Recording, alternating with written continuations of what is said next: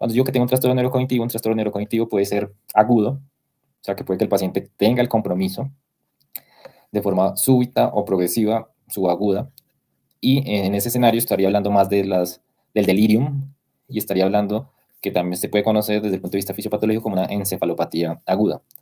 Y ya cuando me voy a lo crónico es que entramos en el terreno de los trastornos neurocognitivos mayores con compromiso de la funcionalidad, que son las demencias. Esto como para dejar esa claridad. Acá pues el libro en el cual evaluamos la parte de examen neurológico. Y acá vengo a traerles todo el espectro que tenemos desde el punto de vista de neurodegeneración. Entonces, nosotros a día de hoy, desde el punto de vista de patología neurológica, pues sabemos que los depósitos o lo que se ve afectado o lo que documentamos en las muestras post-mortem, pues va a ser agregados tau, agregados de sinucleinopatía, la amiloidosis cerebral y ya otras enfermedades que son menos frecuentes, pero que no son menos importantes, como por ejemplo las enfermedades priónicas, las que tienen componente neurodegenerativo, pero tienen también compromiso en otros sistemas y que se plantea un probable origen genético por alteración del depurado de ciertos procesos metabólicos. Entonces, dentro de las taupatías, entra el Alzheimer como una de las enfermedades neurodegenerativas más prevalentes, más conocidas, que tienen mayor afectación poblacional. No podemos desconocer, pero sí cada vez vemos que el compromiso es menor porque tenemos una incidencia de trauma que se va modificando con nuestra pirámide poblacional, que es las encefalopatías traumáticas crónicas. Tenemos degeneraciones corticobasales, tenemos la degeneración lobar frontotemporal, listo, tenemos la variante comportamental de la demencia frontotemporal, y aquí entra una que muchas veces ustedes van a notar que hay una zona en la cual se sobrelapa lo que es neurodegenerativo con compromiso cognitivo, hay un espectro y empezamos a entrar a los trastornos que son neurodegenerativos, pero con componente primariamente o pues clínicamente más visible de la parte motora. Entonces, en ese escenario está lo de la parálisis supranuclear progresiva como taupatía. Y en las sinucleinopatías tenemos la enfermedad por cuerpos de Lewy, tenemos la atrofia de múltiples sistemas y la enfermedad de Parkinson. Entonces, estos dos escenarios pues en algún momento van a encontrarse. Y en el lado de la amiloidosis, entonces también hay un componente de la enfermedad de Alzheimer, listo, que puede llegar a presentar amiloidosis cerebral y compartir escenario con la angiopatía amiloide cerebral. Hay otras, cuando ya es por cuerpos intranucleares, agregados, alteración de la transtirretina. Está el componente cuando hay movimientos, ataxia, como por ejemplo en las ataxias espinocerebelosas y en la de Huntington, que son por trinucleótidos repetidos. Este pues tiene un claro componente neurogenético. Y el caso de la esclerosis lateral amiotrófica es especial porque es un espectro. Realmente lo que se ha encontrado es que la esclerosis lateral amiotrófica, para el componente motor, vamos a identificarlo como eso, como el AILA. Hay una zona que tiene componente motor, componente cognitivo, y en el extremo del componente cognitivo es la demencia frontotemporal. Entonces, como espectro, comparte también características con la parte neurodegenerativa. Y en las enfermedades priónicas, pues tiene una particularidad de que su diseminación está dada es por una mal rotación o un desacople de la estructura tridimensional de las proteínas. Y la variante más frecuente pues va a ser la variante esporádica, que es la que tiene su epónimo de enfermedad de Creutzfeldt-Jakob. Pero hay otras enfermedades o variantes dentro de la misma enfermedad priónica, donde hay variantes genéticas con componente genético importante, que son de enfermedades familiares, y también puede ser iatrogénica. Entonces, para que nosotros hablemos de un trastorno neurocognitivo, pues debemos hablar de que es un proceso que entra ya en el escenario después de lo bueno crónico, que es progresivo, y si ustedes notan acá, hay unos dominios que se ven comprometidos clásicamente, que es la memoria, la atención, la parte comportamental, el lenguaje, y para denominarlos ya como trastornos neurocognitivos mayores, lo que tiene que verse impactado es la capacidad de realizar actividades en el día a día. Esto acá aparece como una fórmula, pero realmente es una forma fácil de evaluar esto. Por ejemplo, la enfermedad de Alzheimer típicamente ocurre en personas mayores de 65 años. Y lo puedo diferenciar de esta manera porque la frontotemporal usualmente ocurre en menores de 65 años. Tenemos también que es bien prevalente la demencia vascular.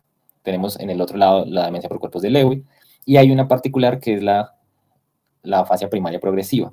Esa fascia primaria progresiva realmente me va a incluir varias cosas. Uno es que es realmente un componente de la demencia frontotemporal, y esa demencia frontotemporal pues tiene, por un lado, en algunos se puede expresar como una fascia no fluente progresiva, una demencia semántica, y por otro lado, tenemos que hay una variante logopénica en la enfermedad de Alzheimer.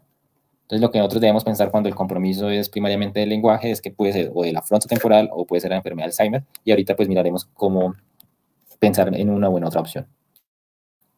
También tenemos otra, y es que la enfermedad de Alzheimer tiene variante. Entonces ya vemos que puede haber una variante con este compromiso logopénico, hay una variante de Alzheimer que compromete más la parte frontal, y hay una variante de Alzheimer que compromete más la corteza posterior. Y esto usualmente es en los pacientes menores de 65 años, que es lo que se denomina como un Alzheimer de inicio temprano.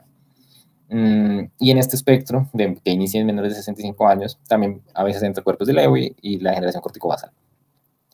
Cuando hablamos de la demencia o de la degeneración corticobasal, esta es también un espectro con el síndrome corticobasal. Puede haber una demencia por Alzheimer pura, podemos tener la PSP y la demencia por cuerpos de Lewy. Y cuando yo ya hablo en otros escenarios es que podría tener que haya una demencia de inicio temprano, que usualmente se da en dos escenarios, la enfermedad de Alzheimer o la frontotemporal. Puede haber una demencia que sea rápidamente progresiva, y usualmente hay condiciones que facilitan o que debemos estudiar porque son potencialmente tratables, como por ejemplo causas traumáticas, tóxicas, farmacológicas, infecciosas, inmunomediadas, neoplásicas o paraneoplásicas, y los priones, que si bien no se puede evitar, sí podemos identificar que este paciente puede estar cursando con una enfermedad priónica. Acá en esta tabla es como una aproximación rápida, y en lo cual decimos si yo lo que tengo es compromiso de la memoria, listo, que es como el componente inicial del proceso, y luego tengo como unos problemas de codificación, yo lo que típicamente debo pensar es en una enfermedad de Alzheimer. Pero también debería considerar una frontotemporal o una demencia vascular o una de cuerpos de Lewy. Y ahorita iremos afinando ese diagnóstico. Si yo realmente lo que veo es que el compromiso es más visoespacial o de habilidades de la parte de escritura, de praxia, debo pensar más es que es un componente de corteza posterior. Corteza posterior usualmente es la parte de parietal, que es muy de asociación, entonces podría ser una de Alzheimer que sea más de corteza posterior. Si lo que tengo es compromiso primariamente de lenguaje o una fascia que es progresiva, debo pensar en lo que hablábamos ahorita. Uno, que sea o variante de la frontotemporal, o que sea propiamente una fascia primaria progresiva, o que sea una demencia semántica. Ustedes también van a notar que, y esto lo vamos a simplificar en el proceso, que se usan diferentes términos, y eso también va a depender desde el punto en el cual se esté planteando la clasificación. Si es desde el punto de vista de neuroimagen, pues van a ver que si es más de localización y cuál es como el compromiso o la atrofia más significativa, o lo que por imagen funcional tiene menos o metabolismo. Y desde el punto de vista clínico lo vamos a evaluar por cómo inician los síntomas. Entonces, por eso va a ser súper importante lo que hemos venido trabajando, que es hacer un muy buen interrogatorio, porque finalmente, como proceso neurodegenerativo, se van a aparecer todas en las demencias. Si lo que vemos es que es síntomas predominantemente de lóbulo frontal, prefrontal y ejecutivos, pues lo que vamos a decir es que probablemente es una variante comportamental de una demencia frontotemporal. Si lo que tenemos es una demencia que inicia tempranamente se viene como un paciente menor de 65 años, lo que podemos estar es pensando que es una variante de inicio temprano del Alzheimer o de la frontotemporal. Y si estamos ante el escenario de una que compromete dominios cognitivos, con deterioro rápido, cuando nosotros hablamos de deterioro o demencia rápidamente progresiva, pues clásicamente se define como que sea en menos de 2 años, que es como el espectro más amplio de tiempo, pero siempre nos toca descartar otras cosas antes de pensar en priones, o sea, lo tóxico, lo metabólico, lo neurooncológico o de otro tipo, que pueda ser algo que me pueda generar ese deterioro.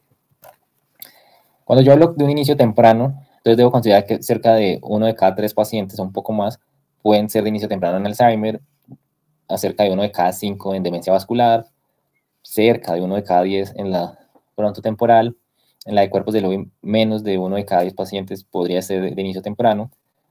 Los pacientes que tienen compromiso cognitivo en el contexto de uso crónico de alcohol también podría iniciar tempranamente, y va a ser muy dependiente de la exposición, de la intensidad de la exposición. Y hay otras cosas donde no identificamos probablemente a qué se deba. Y esto es algo que tenemos que mejorar porque la clasificación, si bien no tenemos ningún estudio que nos confirme cuál es el tipo de demencia, pues sí podemos hacer como una aproximación o mejorar un poco el diagnóstico. Hay otra cosa que tenemos que considerar y tiene que ver con que muchas veces puede que el paciente llegue ya tardíamente, no tengamos buena historia, entonces nos toca enfocar por la imagen. Entonces lo que hacemos nosotros en neurología es pues ir a buscar cuáles son esos hallazgos como típicos, clásicos, que puedan orientarnos a pensar más en un tipo u otro de demencia. En este momento voy a hacer una pausa y voy a pasar a ver si hay un comentario en el chat. Entonces saludo a Rafael Morales. Bienvenidos. Bueno, hasta ahora estamos...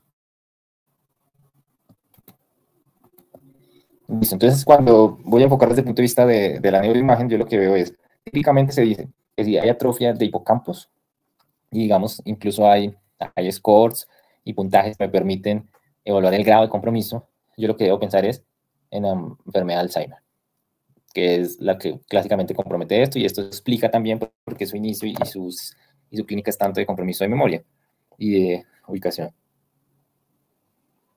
Pero esta es en la clásica, que es la que inicia en mayores de 65 años.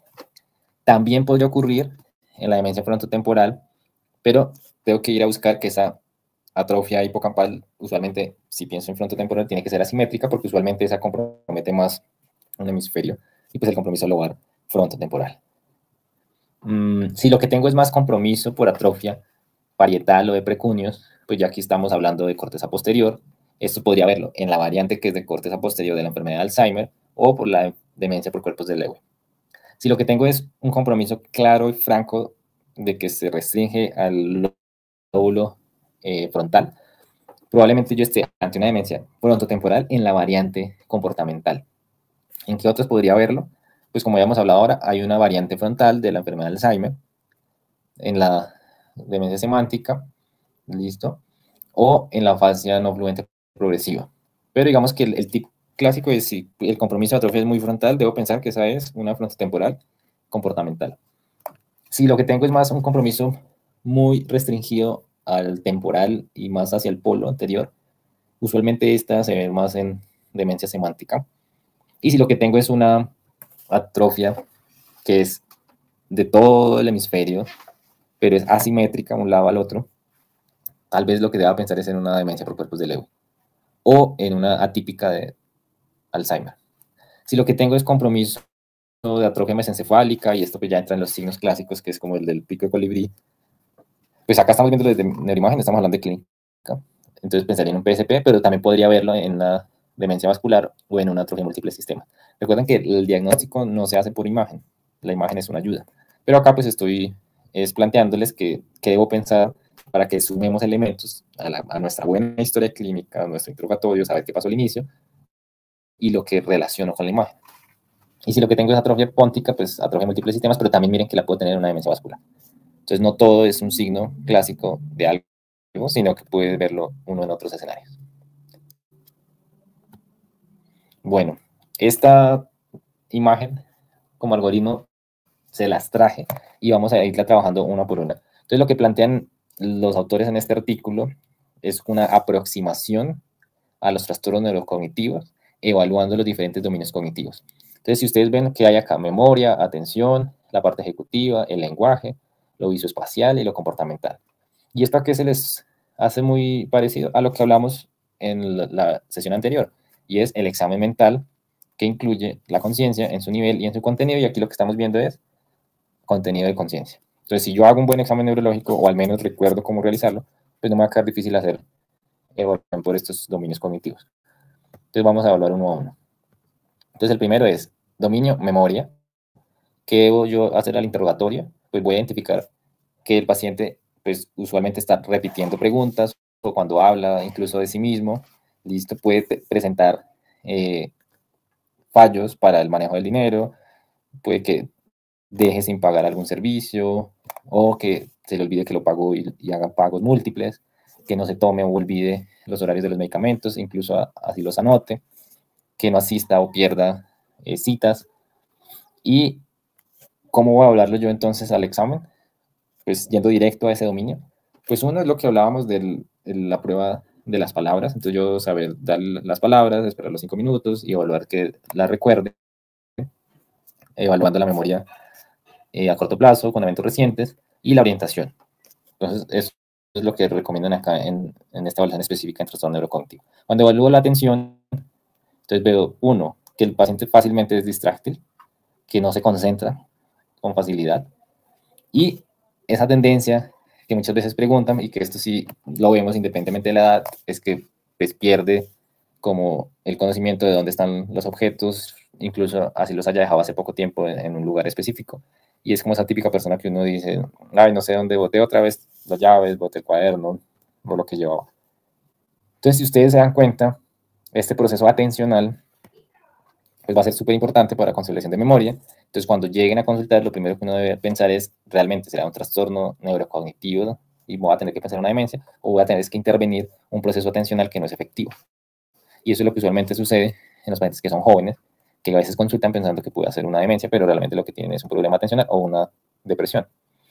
Entonces, acá lo que vamos a hacer es las secuencias al revés, que puede ser con palabras o con números, como habíamos planteado en el examen de la sesión pasada.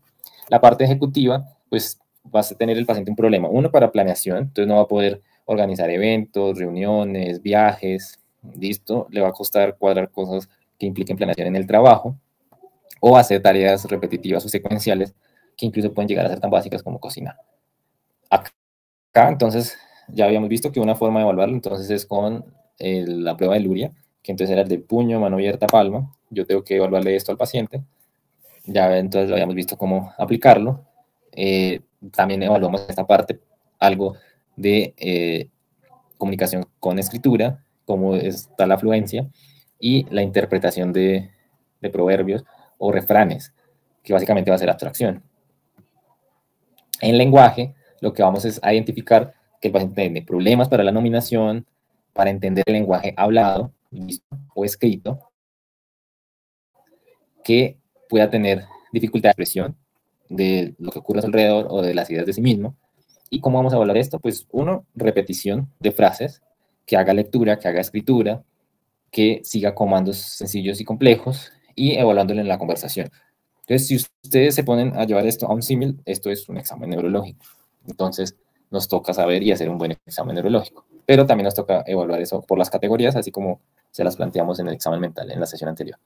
La parte visoespacial, entonces el paciente, uno, puede tener dificultad para reconocer personas por caras, para evaluar y ubicarse en cuanto a distancias, recorrer o encontrar caminos para llegar a algún lugar. Y esto, como lo voy a evaluar ya con el paciente ahí en el consultorio, pues uno es el dibujo del cubo. Este me sirve mucho para evaluar cómo está la exposición a figuras en varias dimensiones. Listo. O podría hacer reconocimiento de caras de pues, personas que son famosas para el paciente y que obviamente sean reconocibles. Pues no le puedo poner una figura de alguien que pues, nunca haya estado o sido famosa en su entorno. Entonces, por eso debo saber también cuál es el background del paciente. En la parte del comportamiento, lo que yo tengo que ir a buscar es, el paciente ahora tiene obsesiones, ha perdido la empatía, se ve apático, baja la redundancia, ha habido cambios en los hábitos alimenticios, en el apetito, ha tenido conductas o se nota ahora ansioso, depresivo, ha tenido alucinaciones.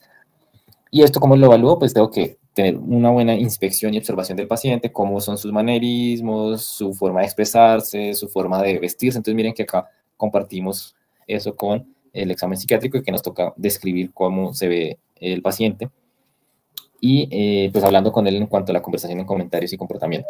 Entonces, si yo evalúo todo en conjunto, entonces acá tengo todos los dominios cognitivos para hacer un buen tamizaje y determinar cuál es el que está comprometido. Entonces, cuando nosotros vemos que se hace, por ejemplo, unas pruebas cognitivas, y entonces nos ponen, se evalúa el dominio tal, evaluamos con tales pruebas, hicimos tantos de puntaje y determinamos que el compromiso tiende a ser más, dice ejecutivo, pero lo que están haciendo es un examen, cuantificando un poquito el examen neurológico en su examen mental y nos dan como una tendencia de cuál es el dominio más comprometido y esto nos ayuda también a clasificar hacia dónde se está llevando el proceso de la demencia. Pero no olvidemos que lo súper importante es que es los síntomas iniciales para poder hacer el abordaje integral. Entonces, si el compromiso es de memoria, entonces hablaría yo de síndromes amnésicos. Entonces, yo lo que debo evaluar es, y acá vuelve otra vez el escenario, tengo que determinar la temporalidad. Entonces, miren que cosas claves en la historia es obtener información y saber la temporalidad de los hechos. Entonces, si yo hablo de que los síntomas duran minutos a horas, pues yo tengo que pensar, ¿será que eso es vascular? Entonces debo descartar una ACV. Y el otro que entra en las posibilidades es, ¿será que eso es epiléptico? Entonces, ¿hay o no clínica o algo que me sugiera crisis? O si fue una amnesia transitoria en el contexto epiléptico, o si es una amnesia global transitoria propiamente. Si lo que tengo es que esto ocurre más subagudo, días a semanas, y hay un contexto claro tóxico, pues pienso en una encefalopatía de Wernicke. Y si ya me encuentro en el escenario que pasa a ser crónico, meses a años, entonces aquí ya empiezo yo a diferenciar. Los síntomas inician antes de los 65 años, o sea que estaría hablando de temprano, pero eso es lo usual en la demencia frontotemporal, en la de cuerpos de Lewy o en la de inicio temprano de enfermedad de Alzheimer. Serían mis tres opciones grandes, macro. Si inicio en los 65 a 80 años, pues estoy hablando de un inicio tardío de la enfermedad de Alzheimer, que es lo usual y lo clásico. Y si inicia en mayores de 80 años el compromiso predominantemente amnésico, tengo dos opciones. Una es que sea con componente límbico de enfermedad de Alzheimer, o lo otro es que sea una encefalopatía relacionada a la edad con predominio límbico. Y acá estaría haciendo el abordaje basado en que el compromiso sea predominantemente de la memoria, o sea, un síndrome amnésico. Entonces acá voy a hacer una pausa. Vamos a pasar a las preguntas. Listo, Andrés Quintero nos dice, Doc, si un paciente de 65 años con demencia, con predominio de la alteración en la orientación, con antecedente de hemorragia subdural derecha, ¿se podría considerar netamente traumático o hay que descartar otra? Bueno, entonces de entrada, probablemente nos tocaría definir si realmente lo dejamos como traumático o lo dejamos es como vascular. Porque probablemente el paciente sí tuvo la caída, pero la caída no fue tan significativa para hacer el subdural pensando en la edad. O la otra es que si fuera primariamente traumático y el subdural, y tendría entonces ya algo mixto, que sería vascular y traumático. Usualmente lo más frecuente es que los que se sobrelapen sea el Alzheimer con lo vascular. Entonces, en el escenario que tú me estás planteando acá, lo que tendríamos es que pensar el subdural, a qué nivel está, y si hay un patrón de atrofia, para ver si el compromiso es más hipocampal, si es más frontal, y yo poder definir ese patrón de atrofia, cuál podría ser que primariamente está afectando al paciente. Yo digo, listo, paciente 65 años, está en la edad para que pueda tenerlo, compromiso de alteración de la orientación, yo me estoy yendo hasta ahí a una Alzheimer. Y no me das información para pensar en si memoria tuvo al inicio y me dices hemorragia y me planteas trauma. Entonces lo que tocaría es ver qué fue inicialmente. Si él venía súper bien y el subdural es el que hace el quiebre y empieza la parte cognitiva a salir a la luz. Bueno. Entonces, en resumen, nos toca hacerle un examen neurológico bien completo para poder dar un poquito de luces de qué fue primero y establecer el diagnóstico más acertado. Bueno, entonces ahorita vamos al otro dominio que es lenguaje. Entonces, si el compromiso es primariamente o lo que es más claro, franco o sintomático es la parte del lenguaje, pues yo tengo que considerar unas opciones. Uno es, se le dificulta la nominación, tiene problemas para comprender palabras y tres de estos, alteración para el conocimiento de objetos, o tiene dislexia o disgrafia, o tiene alteraciones en la repetición o en la producción del lenguaje. Entonces yo debería pensar que esto puede ser una demencia semántica. Ahora pasamos al otro escenario. Entonces igual, tiene alteración, pero en este caso ya es para recordar la palabra en una conversación espontánea, y también puede que tenga compromiso de la nominación y tiene alteración de la repetición. Y alguno de los siguientes. Uno, que tenga errores fonológicos, que tenga disminución en la comprensión de palabras, que el lenguaje esté disminuido en cuanto a su producción, pero en ausencia de agramatismo. ¿Esto qué es? Que no está usando de forma incorrecta la gramática. Entonces acá lo que yo debería pensar es en una afasia primaria progresiva logopénica. Y ahora sí, al que tiene alteración en el uso de la gramática. Entonces, alteración en el lenguaje en cuanto a la fluidez, y que tenga compromiso de la comprensión tanto de palabras como de oraciones completas, y disminución en el conocimiento de objetos. Entonces aquí lo que plantearía es, o es una fase primaria progresiva, ya sea no fluente o agramática. Entonces, si ustedes se ponen a ver, esto que parecen como palabras muy especiales, realmente es que le hayamos hecho al paciente el examen mental en su contenido y con cada uno de los parámetros que nosotros vimos para evaluar el lenguaje. Entonces nosotros hablamos que el lenguaje no tiene que, hablando con el paciente y haciendo pruebas en la cabecera, ahí al pie del paciente, pues yo debo evaluar la fluidez, debo evaluar la gramática, la prosodia, la semántica, debo evaluar la escritura, la lectura, la comprensión, la nominación. Y por eso es que es importante que eso siempre lo estemos procesando, porque cuando ya veamos la alteración, eso es lo que nos va a guiar a pensar en un perfil o en otro perfil. Listo, ahora venimos a la parte visoespacial.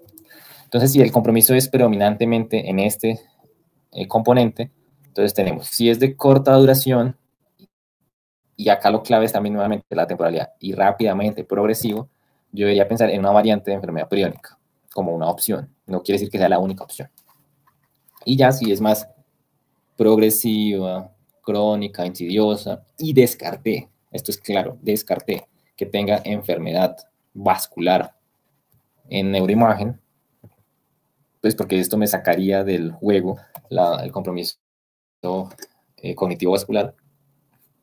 Entonces tengo que pensar, uno, tiene completamente bien la neuroimagen, pero entonces ha perdido parte de volitiva, o tiene compromiso de agnosia visual, que acordemos que este es procesamiento de la aferencia sensorial, tiene problemas de identificación, incluso aquí plantean algo como clave, que es pensar en síndrome de Capgras, que esto es neuropsiquiátrico, en el cual los pacientes que lo sufren pues piensan que las personas cercanas o conocidos han sido reemplazados. Entonces yo lo que voy a decir es, con este compromiso probablemente sea una demencia por cuerpos de Lewy. Si yo lo que tengo es más compromiso, atrofia temporal, y se le dificulta el reconocimiento de rostros, debo pensar es una demencia frontotemporal derecha. Y si yo lo que tengo es atrofia de corteza posterior, que ya hemos dicho que corteza posterior incluye parietal atrás y occipital, y lo que colinda con temporal atrás, pues yo lo que veo es predominantemente veo alteraciones visuales y funciones cognitivas posteriores. Entonces, ¿cuáles son esas? Por ejemplo, la apraxia oculomotora, la alexia, ataxias ópticas, defectos de campos visuales y la simultagnosia. Que recordemos que esta es la dificultad que presenta el paciente para el reconocimiento de estímulos simultáneos. Y ahí lo que debo pensar es, entonces, en una atrofia cortical posterior, en ese escenario. Listo. Y ahora pasamos al otro dominio que no se nos puede olvidar evaluar, que es la parte de comportamiento y frontal ejecutivo. Entonces acá lo que debo pensar es, de estas 6 opciones, si al menos tengo 3, esto es más una guía para que yo organice algorítmicamente mi pensamiento, es desinhibición del comportamiento. Es lo que usualmente en calle llaman que está frontalizado, si tiene apatía, si tiene disminución de la empatía, pues eso en el ámbito social, si está con perseveración, con estereotipias, está compulsivo, tiene comportamientos de rituales, que eso sea nuevo, cambios en la parte de alimentación, de deseo o apetito, y en el compromiso ejecutivo lo que debo pensar es en una demencia frontotemporal, variante comportamental, y como habíamos visto anteriormente, pues probablemente esta va a tener, si es el escenario de evaluación, una atrofia predominantemente anterior frontal. Si esto está acompañado, lo comportamental y síntomas frontales, con alucinaciones o ilusiones, yo lo que debo pensar es, si estas son auditivas y se acompañan de depresión y ansiedad, y es un paciente que inicia después de los 55 años, o hay otras características que son atípicas, no hay una historia, esto es claro, psiquiátrica, y tiene alucinaciones visuales muy recientes, pues lo que debo pensar es, uno, si es así, pensar en algo inmunomediado, neurodegenerativo, metabólico, y si este no es el escenario, probablemente ese paciente lo que tiene es una enfermedad psiquiátrica de forma primaria. Y si lo que tengo son alucinaciones, y esto es importante, que sean complejas, visuales, lo que yo debo pensar es, uno, descartar que no tenga alteraciones de la aferencia visual, o sea, que no tenga cataratas, compromiso retiniano, macular, porque si no, lo que el paciente podría estar desarrollando es un síndrome de Charles-Bonnet, en el cual el paciente puede presentar alucinaciones cuando no tiene, cuando hay compromiso visual o incluso cercano a la ceguera. Y si lo que el paciente tiene es alteraciones en el sueño REM, fluctúa, disfunción autonómica, pues acá lo que debo pensar es en una demencia por cuerpos de Lewy. Ahora pasamos al otro dominio, que sería el cognitivo y motor. Entonces recuerden que acá nos cruzamos un poco con lo cognitivo, siendo neurodegenerativo, y los trastornos del movimiento en neurología. Entonces, si hablo de parkinsonismos, entonces parkinsonismos es que haya rigidez, puede haber temblor y puede ser bradicinesia. Tengo como estas 4 posibilidades. Entonces, los síndromes corticobasales, el PSP, tengo el Parkinson, la atrofia de múltiples sistemas parkinsoniana y la demencia por cuerpos de Lewy. Si lo que yo veo más es ataxia para el movimiento, entonces debo pensar, uno, que puede ser una atrofia de múltiples sistemas cerebelosa o que sean ataxias cerebelosas espinales. De esas hay varias y tienen componente genético, entonces está la 8, la 13, la 17, la 21, la del gen de PLA. Si es asociada o inducida por consumo alcohólico, debo descartar enfermedades tiroideas que podrían desencadenar que tenga esta presentación como ataxia, que el paciente haya presentado episodios de hipoxia, enfermedad celíaca, que en nuestro medio no es frecuente, pero tampoco es que no se presente, eso hay que considerarlo. Ustedes ven que en neurología usualmente nosotros evaluamos la parte nutricional y estas pueden ser causas de enfermedad tipo demencias, pero que son reversibles si se tratan y exposición a tóxicos y fármacos. Si yo lo que veo es una alteración en la marcha, en este componente de evaluación, y esa marcha no tiene alteración espástica, yo lo que voy a pensar es, ¿será que esto es una hidrocefalia de presión normal? Y si lo que veo es alteración de la marcha con componente espástico, yo lo que voy a pensar es, uno, que pueda ser un componente vascular, o sea, que haya tenido infartos, secuelas de ataque cerebrovascular, ya sea isquémico o hemorrágico. Lo otro es que sea una esclerosis lateral primaria, o podría que esté cursando es con una paraplegia espástica hereditaria. Esto usualmente va a requerir un seguimiento, que el paciente vaya a varias consultas, incluso hacer estudios neurogenéticos. Lo otro es que puede ser algo mieloneuropático, que puede ser por algo metabólico, tóxico, infeccioso, inmunomediado, neoplásico, o incluso que sea genético. Y si yo lo que veo es plenamente alteración de la parte del habla, de la deglución, tengo 3 opciones. Una es, si es disartria y atáxica, pues atrofia de múltiples sistemas es una buena opción a considerar. Si lo que tengo es apraxia del habla, puede ser o una PSP, listo, la parálisis preauricular progresiva, o un síndrome corticobasal, o que sea una apraxia del habla primaria progresiva. Y si lo que veo es que esa alteración de habla o de deglución está acompañado con una disartria espástica o flácida, lo que debo pensar es que ese paciente puede estar cursando es con una esclerosis lateral amiotrófica. Y vimos al inicio que la esclerosis lateral amiotrófica juega en ese espectro con compromiso cognitivo y está en el otro espectro del otro lado que puede ser puramente motora.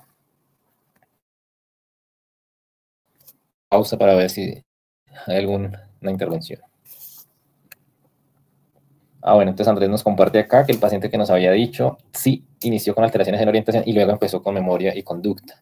O sea que con esto y lo que hemos estado viendo acá, que esto entonces nos sirve como caso de aplicación, es si tiene ese componente visoespacial, o sea que probablemente venía con algo para pensar que fuera un Alzheimer de pronto, una opción súper válida. Compromete luego memoria, luego conducta, tocaría ver la neuroimagen si es más un Alzheimer de variante frontal. Y lo de conducta ya viene después y puede que sea en el contexto de lo que tú nos hablabas, de lo traumático, porque usualmente los pacientes que tienen traumas craneoencefálicos ellos hacen alteración de conducta y hacen síndromes frontales posteriores. Y en ellos la evaluación incluso se habla de años después del evento. Entonces, digamos que toca como considerar muy bien esa historia para dar como una orientación.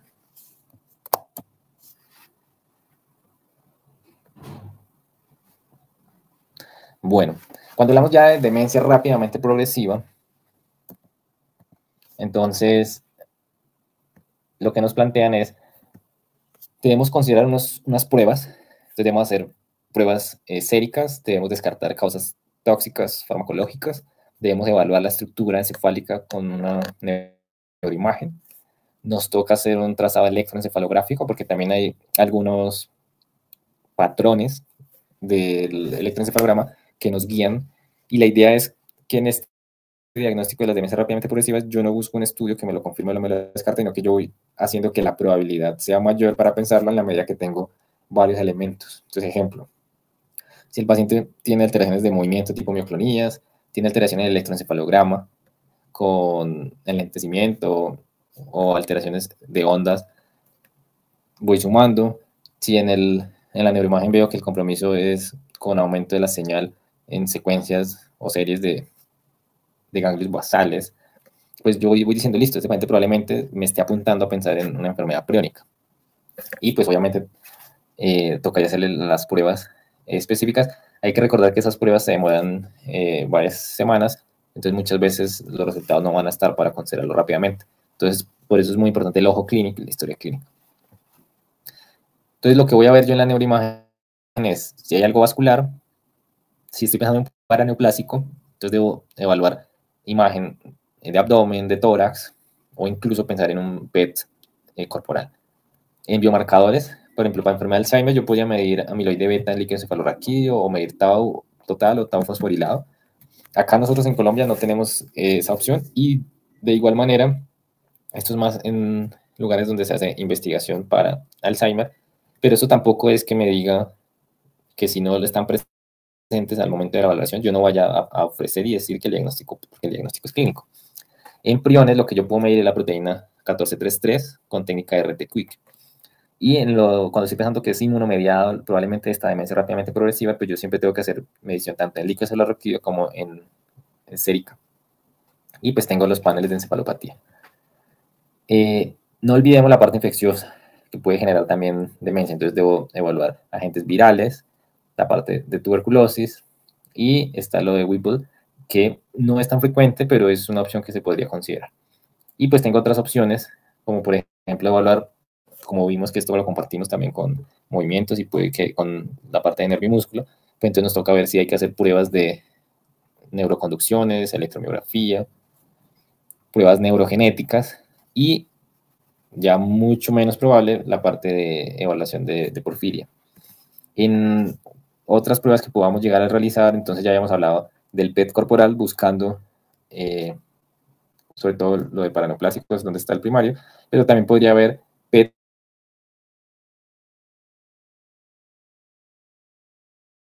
genómica de última generación o exoma completo, pero pues ya esto se sale un poco de las posibilidades, serían casos muy específicos. Y tendríamos también la posibilidad de hacer pruebas metagenómicas de próxima generación o evaluar anticuerpos de última investigación. Y no nos olvidemos que aunque esto esté aquí de último, es súper importante. Y esto, ustedes pueden hacer un símil entre los pacientes. Ustedes han visto que cuando los pacientes son neonatos y estos neonatos son pretérmino, y en general hacemos tamizaje a los neonatos para evaluar que todas las apariencias sensoriales estén íntegras, porque eso va a ser parte importante del neurodesarrollo. Asimismo es en un paciente adulto mayor. Yo antes de ir a lanzar y decir, tiene demencia, yo tengo que evaluar si tiene una hipoacusia, y si tiene hipoacusia ya la corregí, ya tiene audífono, el audífono le sirve, le funciona, le escucha él bien, lo maneja. La parte de aferencia visual tiene una alteración de la refracción, ya se le adecuaron los lentes y están corregidos cada año con su evaluación de optometría. Tiene o no una enfermedad retiniana, macular o de lente. Entonces, en ese escenario, yo tengo que hacer que toda la parte de las apariencias sensoriales estén optimizadas, haya descartado alteraciones emocionales, depresión, y cuando corrijo todo eso, ahí sí yo ya tengo elementos para decir, bueno, ya el paciente está nivelado, mejoré todas esas condiciones y ahora sí entro el proceso de decir, tiene o no la demencia. Entonces eso sí es súper importante, no lanzarse al diagnóstico rápidamente, sino corregir esas apariencias sensoriales. Y pues esto parece que está acá al final, pero realmente es algo que queríamos hacer de entrada. Pero recuerden que esta pirámide de estudio es para demencia rápidamente progresiva. Entonces probablemente, si ustedes recuerdan, nosotros tenemos programa de tamizaje del adulto joven, el de salud de la mujer, el del paciente con enfermedad crónica y el tamizaje del adulto mayor. Entonces, por eso todos estos programas son súper importantes para hacer la parte de prevención y promoción de salud. Acá tenemos otro escenario y es que ustedes ven en esta tabla unos hallazgos. Estos hallazgos son, se inicia temprano o tardío, en este caso el punto de corte es 50 años, el punto de corte acá es semanas, días, para pensar en lo agudo, subagudo, o meses, años en lo crónico, si hay fluctuaciones, si hay síntomas de encefalitis o límbicos, si hay síntomas sistémicos, si hay signos de motor neuronal superior, de parkinsonismo, de mioclonías, si hay asterixis, si hay neuropatía periférica, si hay hiponatremia, si hay alteraciones de los movimientos oculares, o si hay alteraciones visoespaciales. Y esto, como eje Y, se compara en un eje X con lo priónico, lo neurodegenerativo, lo metabólico, lo vascular, lo infeccioso, lo tóxico, lo neoplásico y lo inmunomediado. Pero esta tabla, que puede que parezca de pronto muy llena de información, realmente lo que yo vengo a decirles acá es que muchas de estas entidades pues puede que se crucen en sus manifestaciones. Entonces lo que va a determinar que yo pensé en una u otra cosa es que haga una buena historia, porque puede que al examen clínico, como vemos acá, tenga signos de motor neuronal superior, tanto lo priónico como lo neurodegenerativo puro, como lo metabólico, como lo vascular, como lo infeccioso. Entonces, lo que me va a ayudar acá no va a ser ir a examinarlo para diferenciar, sino que el examen me va a ayudar a confirmar mi sospecha por la historia a lo que estoy pensando. Entonces, siempre el ejercicio en la neurología tiene un orden y ese orden hay que respetarlo. Listo. Entonces, nuestra pausa y vamos a sesión. Bueno, Andrés nos pregunta si por déficit DB12 no es frecuente. La verdad, no es tan frecuente y más porque nuestra población, de hecho, se está lanzando al otro lado. Y es, ustedes han visto que muchos dicen, si me duele la espalda, si tengo lumbago, si me arden y tengo sensación de hormigueo o parestesias, empiezan a ponerse B12 de forma recurrente o cuando tienen dolores. Entonces puede que nuestra población realmente no tenga ese déficit y realmente lo que más vemos con déficit de B12 son los compromisos neuropáticos. Es muy raro, no se ven tantos casos con compromiso mielopático y tampoco se ven muchos casos con compromiso de función cognitiva. Es más como los hallazgos periféricos. Esa sería como lo que te puedo responder. Bueno, y acá, en nuestro algoritmo del libro, pues yo ya les mostré que tenemos una gran opción y un espectro amplio de posibilidades, pero nos toca ser prácticos e ir al grano. Y en ese escenario, lo que debemos es pensar, uno, temporalidad. Si tengo trastornos neurocognitivos, debo pensar, lo primero es, ¿será que hay alguna focalidad o no? Si hay alguna focalidad, ya sea una hemiparesia, un compromiso sensitivo, una historia previa, pues lo primero que debo pensar es demencia vascular o que tenga una lesión ocupante de espacio. Acá viene lo que nos preguntabas acá en la pregunta, y es, si en el examen yo documento una alteración sensitiva tipo hipo o apalestesia distal, ¿será que ese paciente tiene una deficiencia de B12? Entonces tendría que entrar a hacer corrección. Si lo que documento es que el paciente tiene incontinencia urinaria, viene con alteración de la marcha, tiene que usar ahora pañal y eso antes no lo hacía, ¿será que este tiene una hipertensión, una hidrocefalia de presión normal? Si realmente lo que está presentando son movimientos coreicos, siempre se me debe prender el bombillo de pensar que ese compromiso cognitivo sea en el contexto de que será que es una enfermedad de Huntington. Obviamente yo no voy a ir a decir que pues, todo lo que sea corea es Huntington, solo estoy planteando el escenario de compromiso cognitivo, tiene movimientos coreicos, será Huntington, me toca hacer historia, me toca preguntar en la familia, hay otras personas con enfermedad, y si uno se pone a indagar, puede que encuentre la respuesta. Si lo que tiene es parkinsonismo, que recordemos, temblor, rigidez y bradicinesia, pues ese temblor es en reposo, ¿será que es una enfermedad de Parkinson? Lo que tiene es paresia de la mirada vertical, será una posible parálisis supranuclear progresiva. Lo que tiene es mioclonía y ataxia, ¿será que lo que tiene es una enfermedad priónica? En este caso, pues lo más probable sería esporádica. O me voy por el otro lado y es, bueno, yo interrogué al paciente, no encontré alteraciones tampoco al examen físico, pero sí tengo una historia de cáncer hace poco o activo, entonces ¿será esto para neoplásico? ¿Será una encefalitis inmunomediada? ¿Será una meningitis carcinoide. O lo que tengo yo es que el paciente tiene una enfermedad de pequeño vaso cerebral o tengo microhemorragias en la neuroimagen, entonces probablemente ese paciente lo que tenga es una demencia vascular.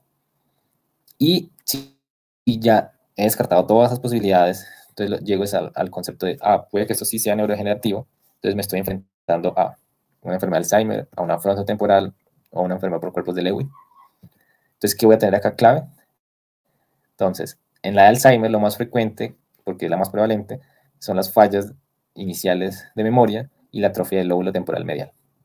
En la frontotemporal puedo tener atrofia frontal y o temporal, sobre todo del polo anterior, y los cambios comportamentales se dan al inicio y luego va con el compromiso del resto de dominios cognitivos.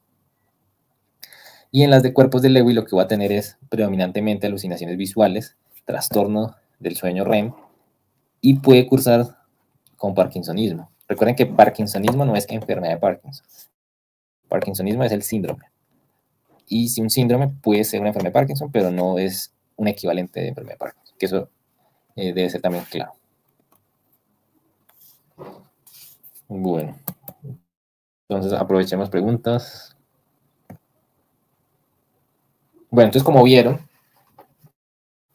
hay muchas cosas que yo debo pensar, hay muchas cosas que yo debo evaluar, pero en última lo que me da la respuesta es el mismo paciente y su familia, su círculo más cercano, aportándome información de cómo es la historia, cuál es el cuento, cuál es la temporalidad.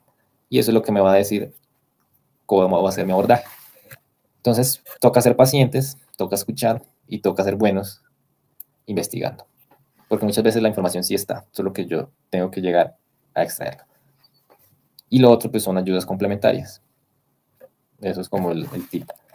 Entonces, en resumen, ¿qué tenemos? Enfermedad de Alzheimer más frecuente, luego la demencia vascular, luego la frontotemporal, y ya menos viene la de cuerpos de Lewy, y ya viene menos las que tienen compromiso de la comunicación, que serían las afasias progresivas, y ya vienen menos las que son variantes de cada una de estas. Lo más frecuente entonces Alzheimer, demencia vascular y la mixta que incluye Alzheimer vascular.